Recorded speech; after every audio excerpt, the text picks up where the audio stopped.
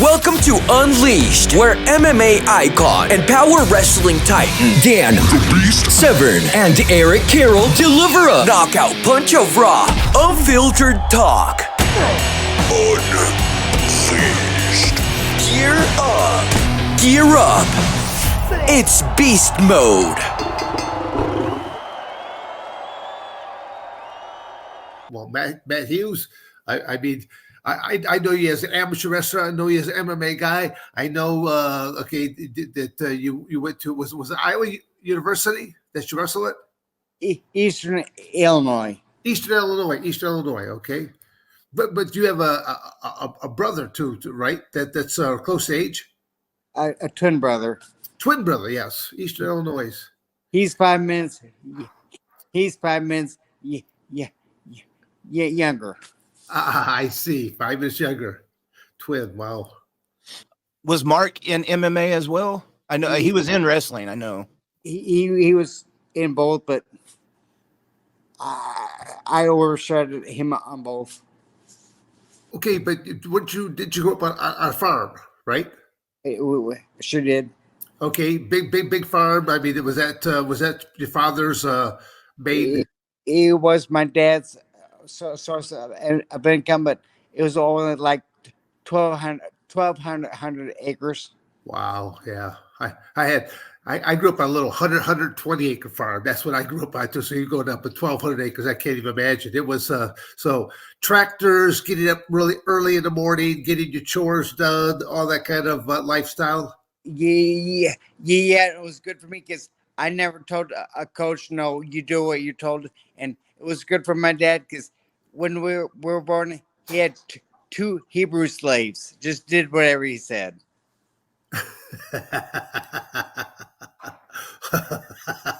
you guys got a lot in common between the farm and the wrestling, the MMA. But there is, and I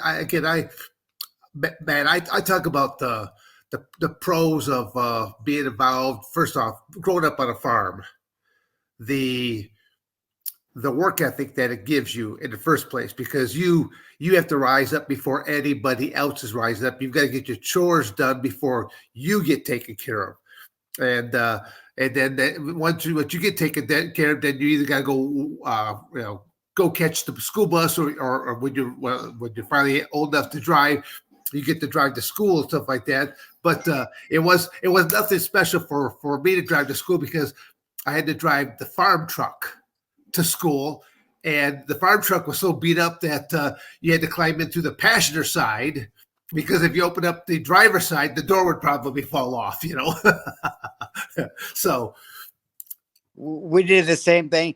We drove the junk from the farm to school. So yeah, well, now on an interesting note, again, I don't know if you did this, but we on our farm, we also had it wasn't a huge gas tank, but there it held several hundred gallons of fuel.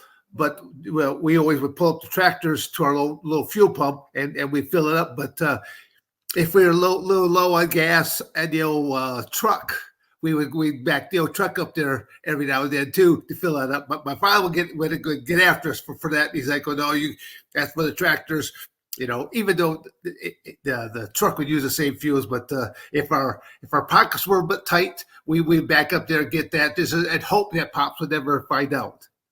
I do the same thing.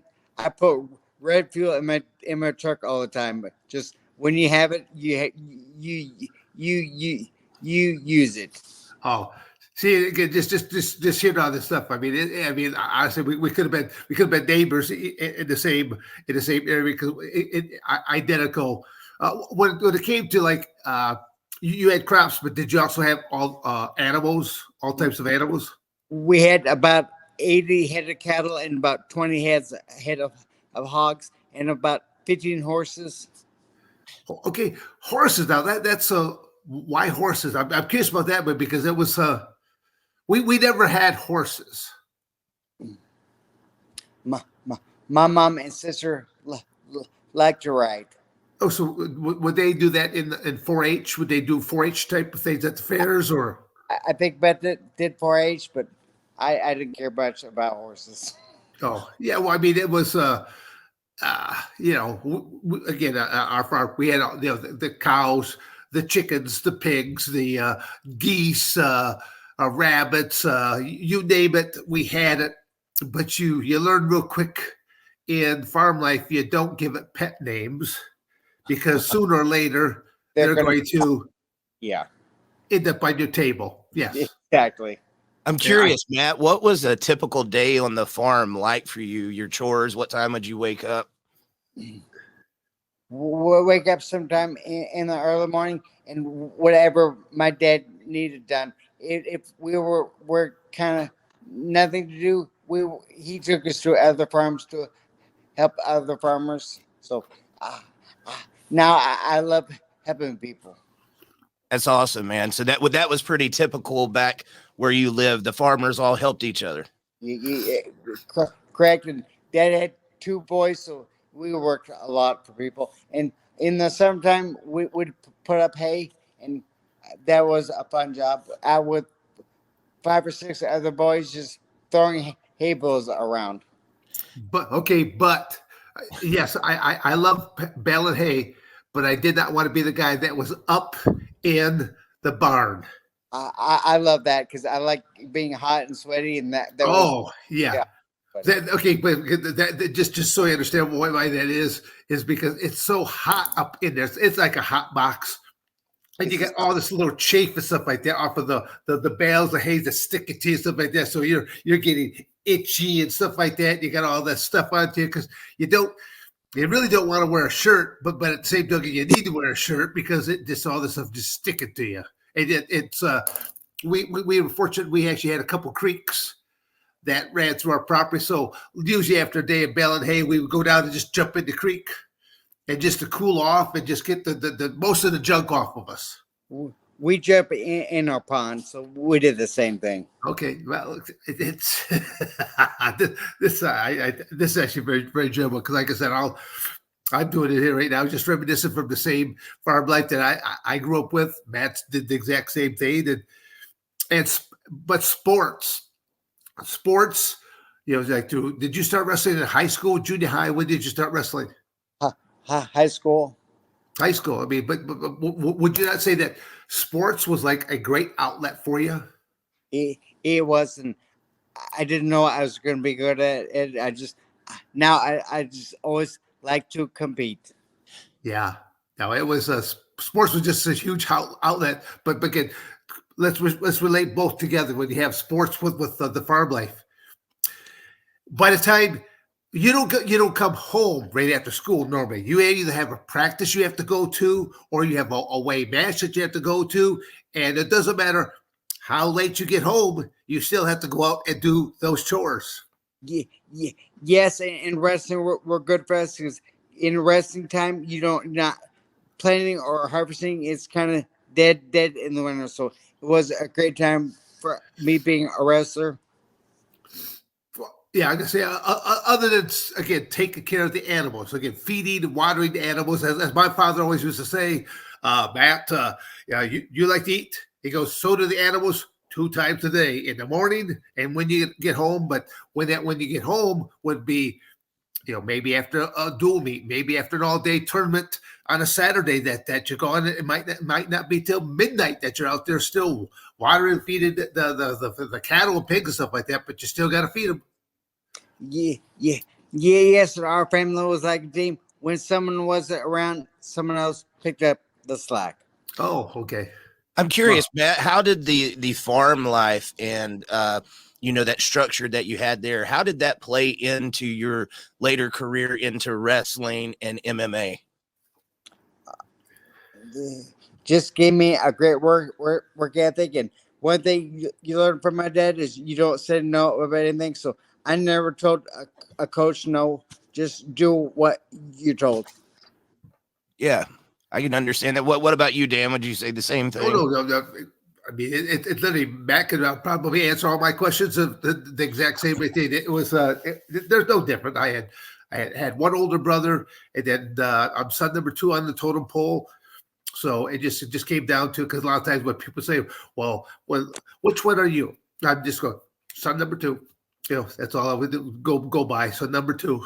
So But no, the work ethic and stuff like that, it was always there. Except we lived in a 2-story home, and all it was you never wanted my father to get the 3. He would sometimes he'd yell at the stores, come on, boys. And you might be still half asleep. You just let your foot slip out from beneath the covers and thump the floor. Like, oh, okay, Dad, we're up, we're moving or something like that. But you're still laying in bed. And then he's like, when he says that second time, you can see a little bit more sternness in that voice. Come on there, boys, got some things get done there. You don't ever want to let Pops get the 3, because he gets the 3, that means he's coming up the steps. And there's repercussions. I actually think that a lot of people today don't understand the word repercussions. No. For what they say or what they do. And a lot of people can get away with saying some of the most god awful things to each other. I'm thinking, oh, you're talking reparations and no, we're talking about repercussions here right now. There's these are 2 different meanings here all together. Yeah. Now, Matt, you still like doing like farm work and outside work now, don't you? I love being outside, getting work, and a lot of guys like starting projects. I'm the complete opposite. I like finishing projects. Yeah. What was it that drew you to amateur wrestling? I was watching an interview with you in it last night that was saying, obviously, wrestling was on the off season when you didn't have as much farm work, but it was also one of those sports that your parents didn't have to spend too much money because you got your wrestling shoes and stuff like that. But it was good for somebody that had that farm life. But I was just curious, what drew you to wrestling in the first place? I was wrestling my whole life with my brother, so just a continuation of that. I've been with him my whole life, and just my mom says we were wrestling before we come out. I don't want to stir the pot, but who was the better wrestler, Matt? You don't know my credentials. I took first in state my junior and senior. Didn't lose a match. He took second as a senior, so I say he was the first loser. That's the fun about having like siblings and stuff like that. Because I had 4 other brothers, so all 5 Severn males were wrestlers on top of that. But I always say that my youngest brother was the best of all of us because he was a 3-time state champion, and even in his final state match, he was wrestling at heavyweight. The Severns tend to be a little bit more on the beefier side, so we'd be the 185 pounders, 167s, 177, 185 pounders. Collegiately, it used to be the 190 pound weight class. My brother wrestled 177, and I dabbled with heavyweight, but. My youngest brother Rod, I had never witnessed this before, but out in his final match, because he was the last of the Severns, he was being recruited quite heavily. He literally went out there and bear hugged his opponent. I had never seen this before, but he actually bear hugged his opponent, put him all the way to the back onto the mat, and pinned him in the state finals. I was going, holy moly! I gotta say, better not rile up my younger brother here right now. he's pretty hard and strong. Yeah. Matt, when did you start getting into MMA? How did that happen? I was in college wrestling, and I got done wrestling and was just coaching, and I needed a way to compete. So I took it up just as a hobby, just a way to get my competition in. Yeah. I mean, both of you guys came from an amateur wrestling background. I'm curious, which would you think was harder, amateur wrestling or MMA? Amateur wrestling gives you a better workout, but MMA is probably harder because most wrestlers don't like to get hit in the head. But yeah. It was easier for me because my brother was hitting me before I was born. Well, what was your basic strategy? When your strategy at MMA, were you just trying to get to clinches, takedowns, so that that because most strikers, they need space to strike, so kicks, punches, so that if you can clinch them, or take them down or jam them up against the cage wall. Once you did one of those three things, it's now you're at the advantage where you've neutralized a lot of their capabilities, but your skill set is just commencing. Is that how you viewed it, or? uh, my game plan changed for every opponent. My theory was put your opponent in his weakest position. So if I fight a striker, he's going on the ground. If I'm fighting a good ground guy, I'm going to keep him standing. So I try to be as well rounded and good stand up, good grappling, and as a wrestler, I get to pick where the fight spot at. Perfect. Gotcha. No, perfect. How did the career at the Ultimate Fighting Championship work? Was that something where they recruited you, or did you sign up? I'm curious how that career started. I had a manager get me my first fight. And I can't believe it's UFC 22 was my first UFC. I guess a guy named Val Ignatov, and he was a Taekwondo karate guy. And when he was close enough to touch me, I was close enough to take him down. He went to the ground quick, and I kind of easy fight. That's something I've been wanting to ask for a while, between the both of you guys. How effective is Taekwondo inside of mixed martial arts? I mean, do you see it very effective? I don't, but I guess anyone can get that lucky punch in. Yeah. About the only one that I've seen that really became effective with it was Lyoto Machida. But I've always worried or wondered about that. Yeah. So what was that like in the early days of the UFC, Matt, versus what we are seeing now? I fought when I did because when I fought, guys get together to watch it. Now it's on, it seems like every week, so it's just not as important anymore or special. But I like when I fought, like I said. Yeah. Dan, do you remember the first time that you saw Matt fighting and what your thoughts were? I probably not at the very beginning, but I was really watching the UFC at one point in time because I was always looking at who are some of the possibilities I might be facing at different times. I mean, again, just watching one of the things.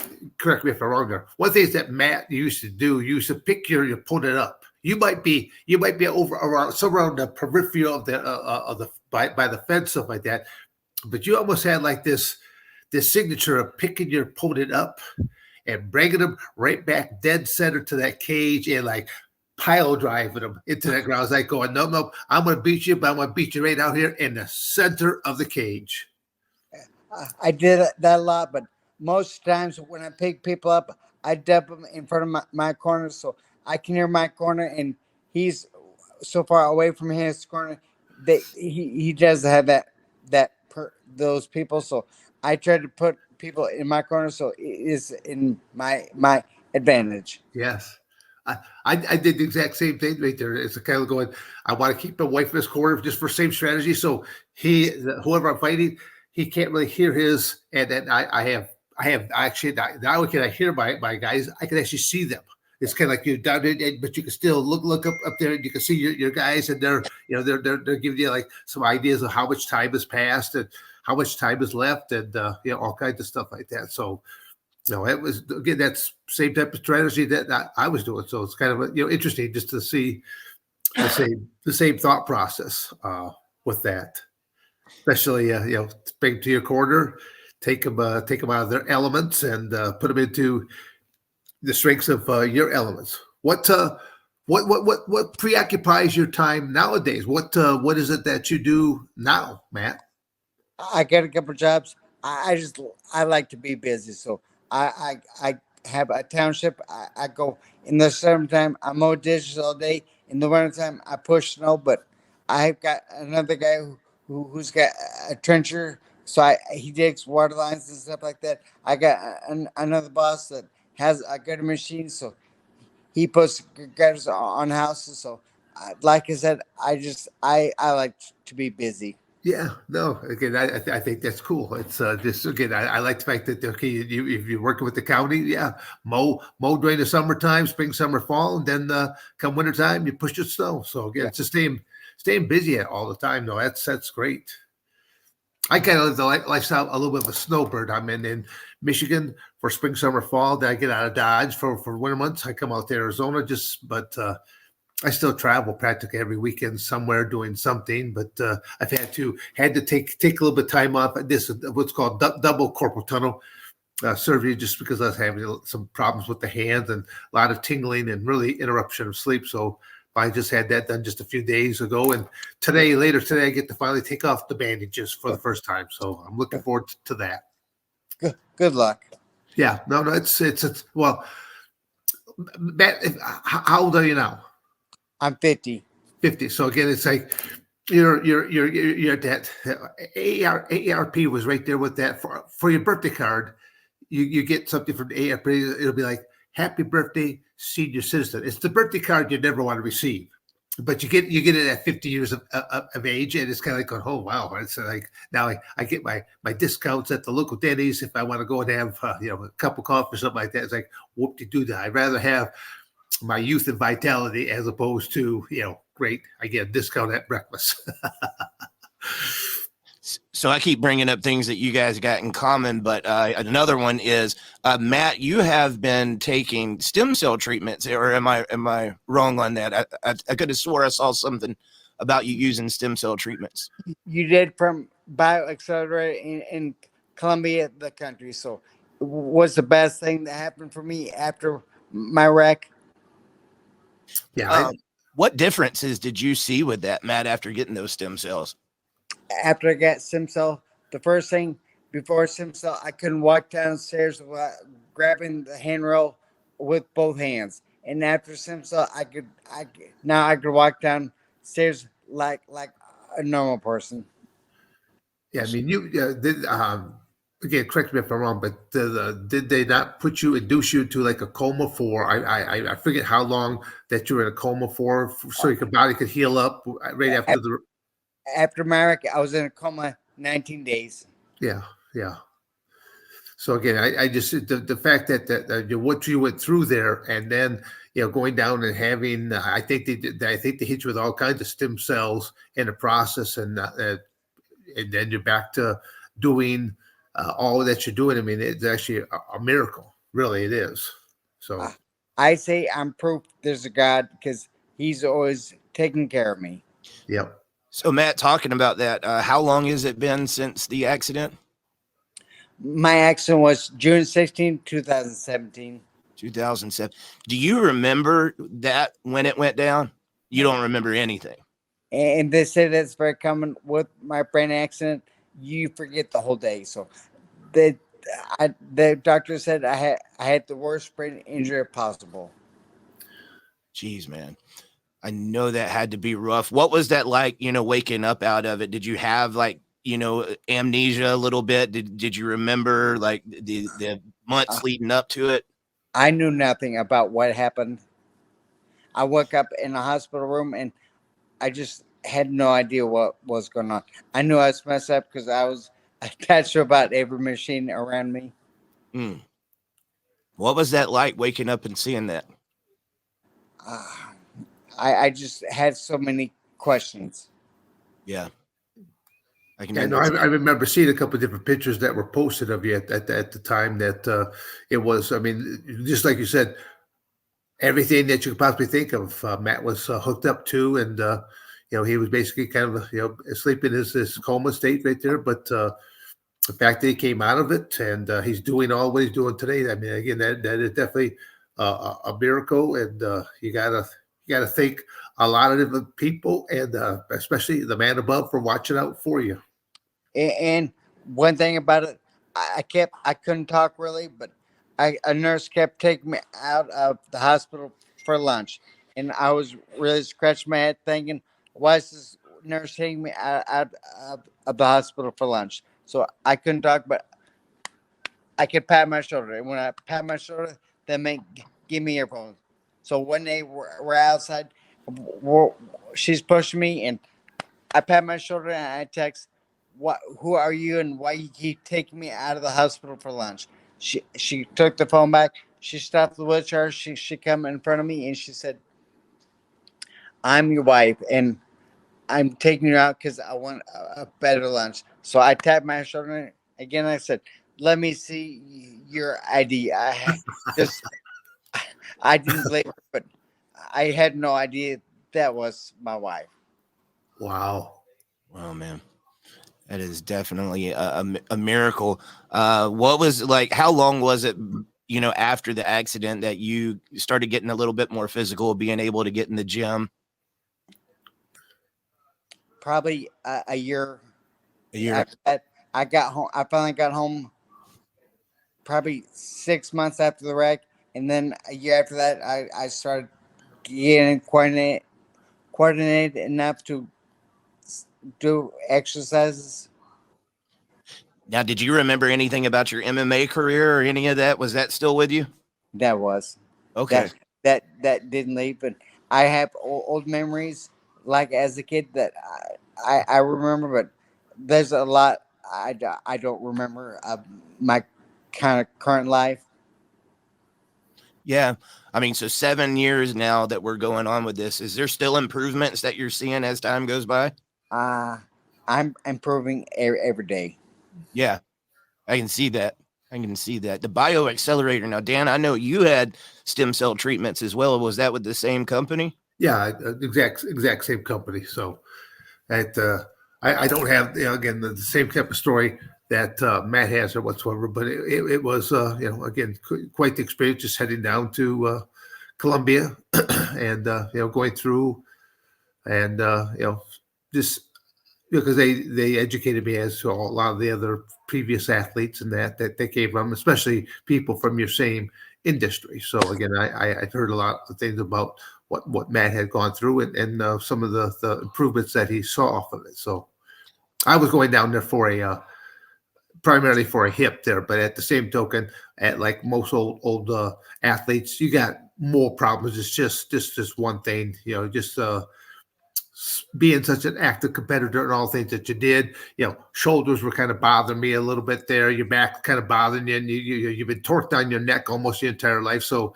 stuff in your neck region on top of that. So I went down there because it was just a big opportunity to go on down.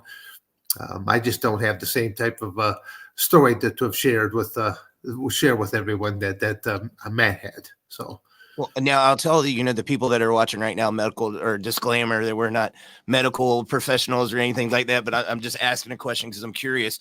Why is it that people are going to Colombia and having to go to these other countries to get these treatments? Is it just because of the expenses, or I'm just wondering why it's not more readily available here in the States?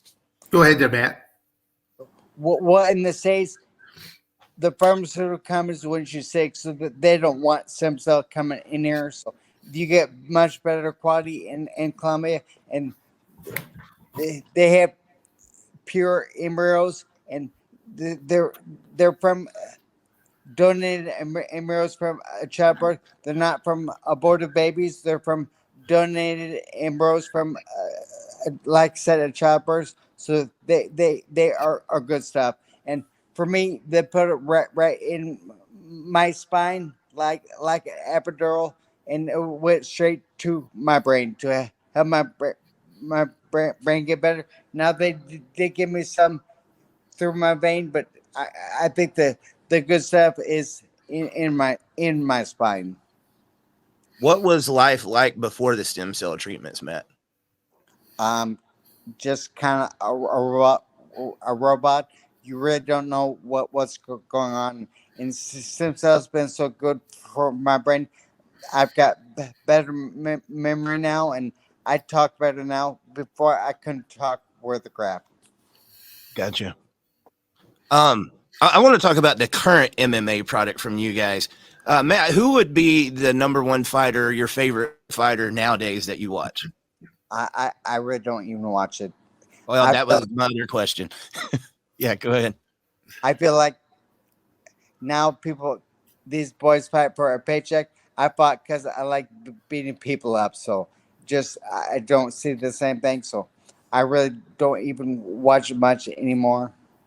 Yeah, it was such a different type of competition back then as to what it is now.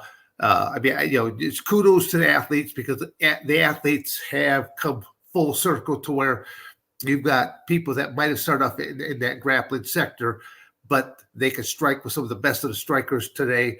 And you've got some strikers that, again, because that going full circle, they could grapple with some of the best of the grapplers today. So the athlete of today, I'll simply say that they're overall, they're just of a better quality product. It just, Matt and I, again, I'm not trying to take you down there with me there, Matt, but we were one-dimensional athletes primarily, but you had that savvy enough to know, okay, if I'm going against this grappler, I'm going to try to keep him on his feet. I'm going to try to thump him a few more times before I clinch him or take him on down. And I basically did the exact same thing. It was like, so as I hear the questions being asked about, and I hear his answers, I'm thinking, oh, they're exactly my same answers that I would come up with. But again, the sport is going on 30 years anniversary that's coming up, and the athletes have overall they're of a higher quality, but at the same token, how many? Because when you look at you did the tournament format at a couple of times, right? Didn't you, Matt? Say again. You did the tournament format. Just not in the UFC, in smaller shows. Okay, yeah, but still, that tournament format, that's it's gone. So again, not to people, it's one thing to rise up for one opponent, but if you ever have been involved in a tournament format, wrestlers are used to it because you do a day of amateur wrestling. I mean, it all depends on you. Yep. And Matt would have been at one of those weight classes, usually somewhere right around that middle of the weight classes. You have the most people ever. And as we can look at the quality of the people are going to be better in the middle. I always say that if you take a middleweight wrestler, I mean, they're the king. They're the kings because they have more matches than anybody else that they're going to see. So it's like, if you want the two easiest weight classes, be at the very lightest weight or be at the very heaviest weight, because you just don't have as many people in those weight classes. But in the middle, you got a lot of people, and then there's people that like, well, I'm going to gain a few pounds. I'm going to go up here, or I'm going to lose a few pounds. I'm going to go over here. So you'll see a lot of people that will try to go for a couple of different state titles, just like you're seeing a lot more UFC guys that are going for multiple titles at different weight classes. Because they're in the middle there. It's hard for a heavyweight to get down. I mean, they'll be lucky if they can go down one weight class. Lightweights might maybe bump up one, but then they're starting to give up so much size, it's not worth it. But in the middle there, the toughest, because you have the most people. So again, that's my take on it, because it's the same way in amateur wrestling, same way in mixed martial arts, because there are so many different companies that have mixed martial arts. I like a different note. What do you think about submission grappling? Submission grappling has grown at even a bigger rate than what mixed martial arts has, because it's. I think that. What are your thoughts about submission grappling? Whether it be gi work or non-gi work, but I think the non-gi sector is actually growing at a much more rapid rate inside the United States, especially. It's whatever, but I don't care to watch it because I'd rather see someone get punched in the face. I'm with you on that. But to each his own. If someone wants to go out there and be a wimp and not get punched, then let him grapple. So I know, Dan, we've talked about it. You said you wrestled up to 17 matches in one night in your amateur wrestling career. But that was going multiple weight classes, something that you cannot do today. But back then, you could go different weight classes, and so I was kind of, Matt, I don't know about you, but I was like a hardware collector there too. I wanted to get. There was always like a trophy for the most pins award for the day. Well, that would go usually to someone in the middle weights because they have more matches. Lightweights aren't going to win it. Heavyweights aren't going to win it. And I would start going. Well, I'll go 185. I'll go heavyweight. I'll go open 185 heavyweight. And that's again what I did. And then on one particular day, I went. It's for a freestyle wrestling tournament. So I went 198, 220 heavyweight. Yeah, and I was two different age groups. So I was curious, Matt, do you remember how like the most amount of matches you ever wrestled in one night with amateur wrestling? And did you wrestle in different weight classes from time to time? Just one weight class, and probably the most matches is 4 or 5, and maybe like the St. Louis Open or Midlands, but I wouldn't say over 5. But I wouldn't say 6, but I would say 5. Yeah, Midlands. Okay, what you don't know about this one, Derek, is that the Midlands tournament. Matt, okay, how many Thanksgivings have you missed?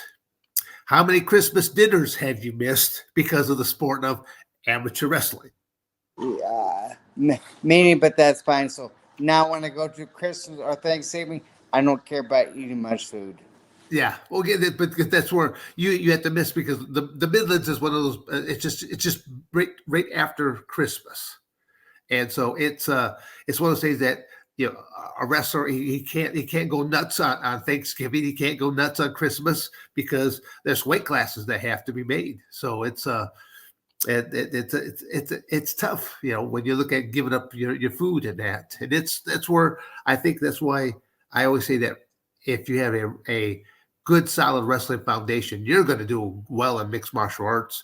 And I think you're going to do well in life in general, because again, it's up to you. It's a definition of amateur wrestling. It's a team sport based upon individual performances. The team can go out there and lose, and you can still win, and you can still go on. So I like it for the team camaraderie, because it is, people are pulling for you, because it might be Matt's got to go out there and wrestle, but you know, the team needs a few more points. So Matt may have to go out there and he may have to go for a major decision. He may have to go for the pin because the team needs those couple extra points.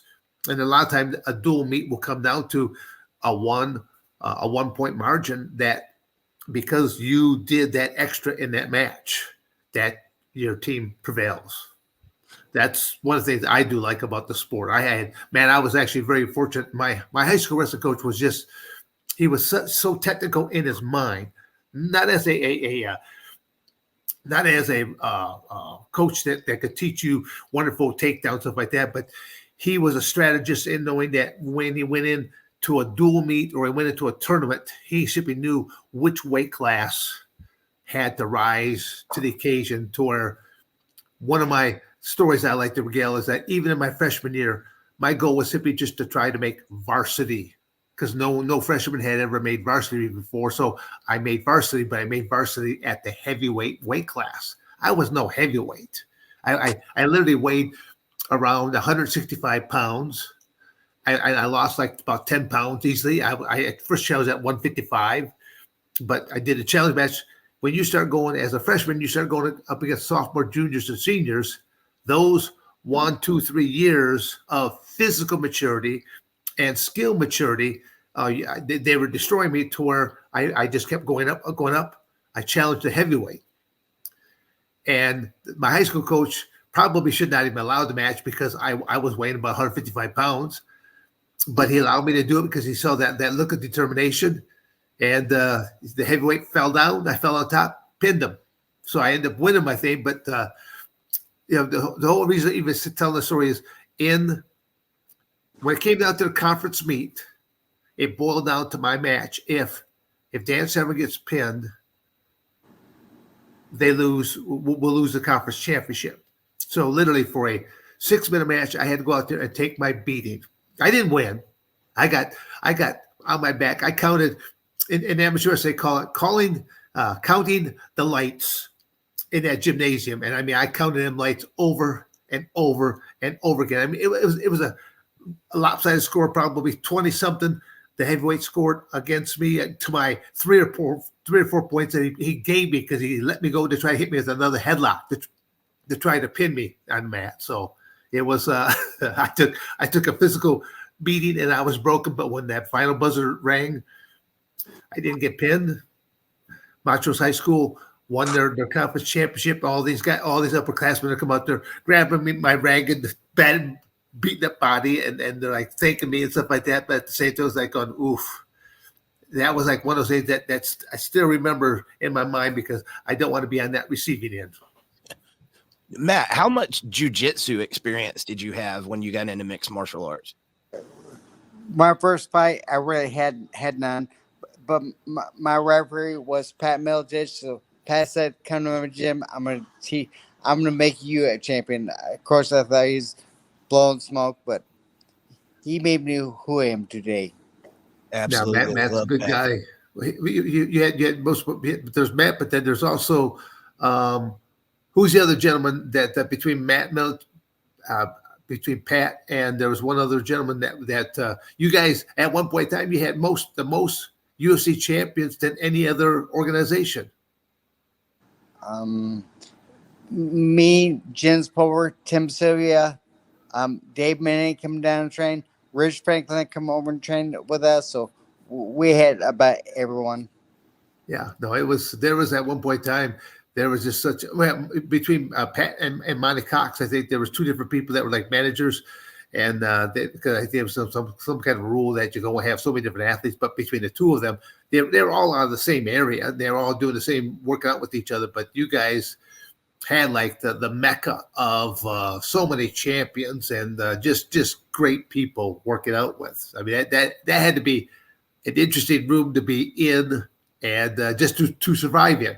If we could make it through practice, the fight was going to be easy. One of the matches that you're most well known for, Matt, is your fight with Royce Gracie. And one of the reasons I was asking you about the jiu-jitsu, I saw one of the interviews that he had afterwards that said that you used Gracie jiu-jitsu to beat him. You had learned from, basically the Gracies. What's your thoughts on that? Because from what I saw, it looked like that was mostly American wrestling. It was American wrestling to a T. I got my wrestling made me control him, and I was hitting him in the head, which Gracie Jiu-Jitsu doesn't do. So that's he. People don't know this, but Hoy's actually tapped out. Oh, okay. I didn't know that. There is a lot of similarities in wrestling and jiu-jitsu, wouldn't you say, guys? I would. Yeah. Yeah. What's the main difference between the two styles? Well, in grappling, you don't control like a wrestler. With a wrestler, you're all about controlling your opponent. Yeah. Gotcha. Yeah, again, two big things. Correct me if I'm wrong there for you, man, but it was hard for me to get comfortable being on my back because as a wrestler, I mean, I remember my high school wrestling coach simply just saying that I don't even want you to sleep on your back there, Matt, because you don't want wrestlers to be comfortable. So that was hard for me in the beginning. Was learning to be relaxed and be able to work off of my back position. So I don't know if that was the same for you or not. It was actually easier for me to get used to my back because I knew that was a good place for me. Dan, when the UFC started and you was in there, how well known was jiu-jitsu around the States? Was that like a really widely practiced martial art, or was it fairly new? No, I mean, well, even Matt will say that when the UFC was first around, I don't know how Matt even found out about it, but because you got to realize pay-per-views were not as prevalent as they are today. Back then, to watch a pay-per-view, you had to go to a movie theater at a major city. I lived out in a very remote corner of Coldwater, Michigan at the time, so I was unaware of this until, like, I think UFC number 3 did. A friend of mine watched like the first couple. He copied them on an old VHS tape and he showed it to me and said, "You ought to think about doing this," because I was trying to get into UFC number 3 at the time, but the time frame had already passed by. So, today you can watch a pay-per-view right off the comfort of your own cell phone. That's, again, just to let people understand, because people, especially Americans, are very, very forgetful of what has happened in the past. So just the viewing the pay-per-views, knowing that they were coming out on VHS tapes at like Blockbuster Video. You could go to an old Blockbuster Video. I don't even think Blockbuster Video even exists anymore, but they would have all the UFC tapes at that time there as well. So it was again just the evolution of technology to where now you can watch from the comfort of your cell phone. I'm curious because, I hear very often that the UFC and the MMA fighters of nowadays, they know several different disciplines and they're trained in a little bit of everything. So the guys of yesteryear wouldn't have done so well now. I have to believe that the two of you guys would still have mopped the floor with the skill set that you have. But I'm also curious, how do you think Royce Gracie would have fared in today's competition? Oh, I don't think he would fare at all. Exactly. Yeah, I don't either. Well, What was a guy who brought a new tool in that no one knew about, but I proved that the American the fighter today will kill Royce Gracie, because that was my easiest fight. Yeah, and Dan, you wasn't too far away yourself, and I well, think no, it just but see, it's, I don't even want that be a comparison because I always tell people that I only trained for 5 days. yeah. Before walking into it. And again, I didn't train with other amateur wrestlers. The closest thing that I could come to a cage environment was a professional wrestling ring. So I trained down in Lima, Ohio with Al Snow, the professional wrestling trainer, Al Snow, and a couple other professional wrestling trainees. So they had one old pair of boxing gloves and they tried to punch, tried to kick, and tried to do whatever type of submissions that they could. And again, think about that: 5 days, an hour and a half to a 2 hour workout. And I mean, they were throwing the gloves at each other because all I simply did, it's not like anyone showed me anything. I just basically just moved around inside this ring trying to parry because I was bare knuckles, so I was just basically just trying to parry their punches, then to get the clinches, get the takedowns, and just use amateur wrestling techniques, lateral drops, headlocks, things of that nature, double A takedowns, take them on down, and then I would slap on an amateur wrestling move. But when you slap on an amateur wrestling move, it's called the principles of leverage. Another word for leverage means it hurts. I mean, in amateur wrestling, your whole goal is to put someone on their back and to pin them. They're using principles of leverage. A cross face, a power half, none of these things feel good. And that's why you're imposing your will. So that's where I just tell anyone that is involved in a sport of amateur wrestling, they have a mindset physically and mentally because they're used to being kind of tortured with things like cross faces and power halves and things of that nature. It just fighting just for that takedown, jockeying for position. It's a very physically demanding sport. So that's why again it makes my heart feel good just to see the sport of wrestling do so well in all of that. And then when I saw Matt come along, it's kind of going because as I told people before, in my final few years of wrestling, I wanted one more match with a Mark Coleman, a Ken Shamrock, a Royce Gracie, because I have very few losses, and those were some of them. But then also some of those same individuals all pop for substance. So it's kind of like going, well, I like knowing the fact that I went through my whole career clean, and others didn't. So. Oh, with both of you having that amateur wrestling background, I'm curious, Matt, how do you feel about the WWE UFC merger? I could care less, but I do think WWE is the male soap opera, so it's very entertaining for people. Yeah, I get that. Man, I say that all the time because I've been involved in both the industry. I go,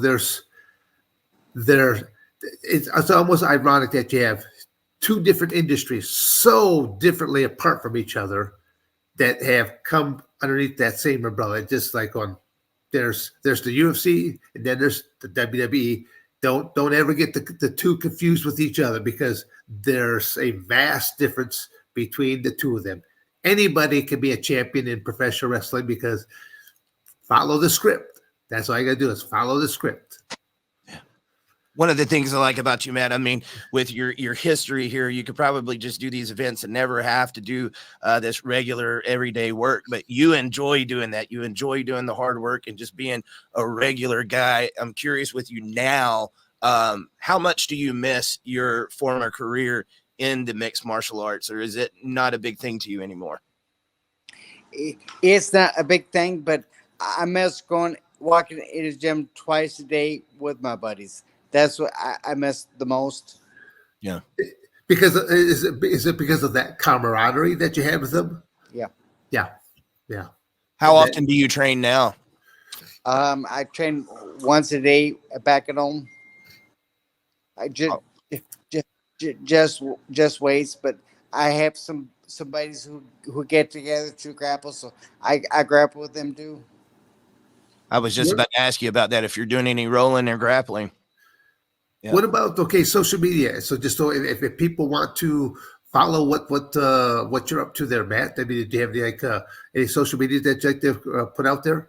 My Facebook was under Matthew Hughes, and then my Instagram, which is Matt Hughes 9X, and then I'm very easy to find on social media.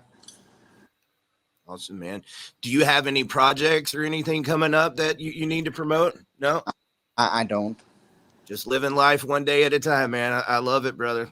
I hope you continue to get these treatments and, that you keep seeing this progress, and you are one of the greatest to ever do it.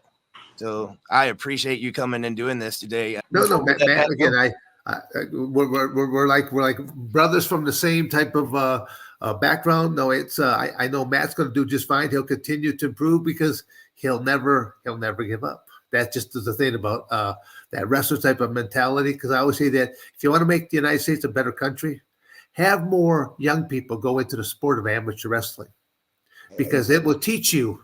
It will teach you. You only get out of life what you put into it. We have too many people that are sitting at home looking for the government to take care of you. Oh my, yeah. That's not going to go very far there whatsoever. So, more if you can get more people that go into the sport of amateur wrestling, they're not all going to be champions, but you might be surprised they'll be a champion in life because of the skill sets that it teaches you. Matt learned it from early on in his childhood, just growing up on a farm. It carried over through all of his athletic career, and it's still paying dividends for him to this day. I mean, that's how I look at it. And to me, it's like, man, it's been a real honor and a pleasure to have you on here today, because I knew we'd be speaking about almost the exact same things. True, and you guys have a good day, and listeners too. Okay. All right, man. Take care. Thanks, Matt.